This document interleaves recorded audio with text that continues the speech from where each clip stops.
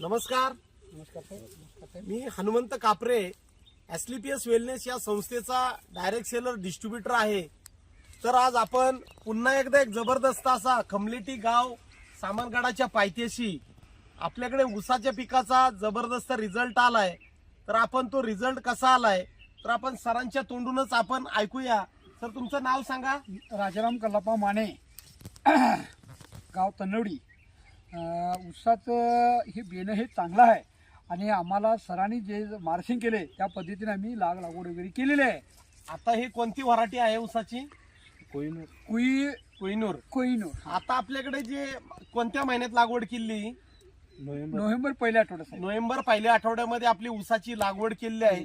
साधारण आज आपल्याकडे 4.5 महिने ऊस झालेला आहे. तर तुम्ही सुरुवातीला आपल्याकडे आपल्या एसलीपीएस या संस्थेचं जैविकचं खत आपण काय काय वापरलंय तर आपण पाहूया. सुरुवातीच्या बेसल डोस मध्ये लागवड करताना काय दिले आपल्याकडे? ही भुविटा आपली एक 4 किलोची बॅग आहे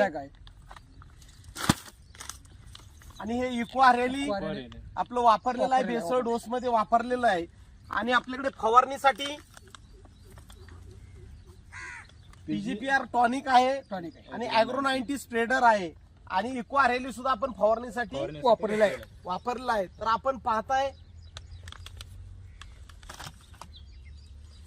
या 4.5 महिन्याचा ऊस जो आहे तो आपल्याकडे इतका जबरदस्त त्याची वाढ झालेली आहे. फुटवे त्याचे आहेत, काळुकी जबरदस्त आहेत.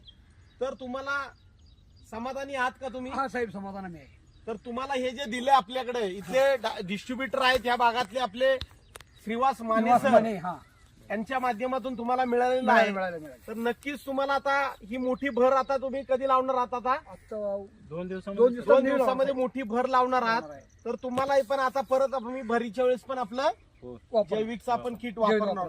तर नक्कीच तुम्हाला ऊसामध्ये पहिल्या पूर्वीचे ऊस असायचे समाधानकारक आम्हाला आहे साहेब. अशा पद्धतीने चांगला आहे. पूर्वीपेक्षा 1 नंबर ऊस आहे. पूर्वीपेक्षा चांगला ऊस आहे. जितका आम्ही अपेक्षा होती फुटवायची त्याच्यापेक्षा भरपूर आहे आणि जैविक खतामुळे आम्हाला लाभ झालाय. बरोबर. आपल्या AWPL चे आपले जैविक खत आहे. आज जर आपण थोडस जर बघितलं तर आज जे फुटवे वगैरे इतकी 4.5 महिन्याचा ऊस आहे, इतकी त्याची हाईट वगैरे इतकी काळुकी इतकी चांगल्या पद्धतीने आज आपल्याकडे आहे.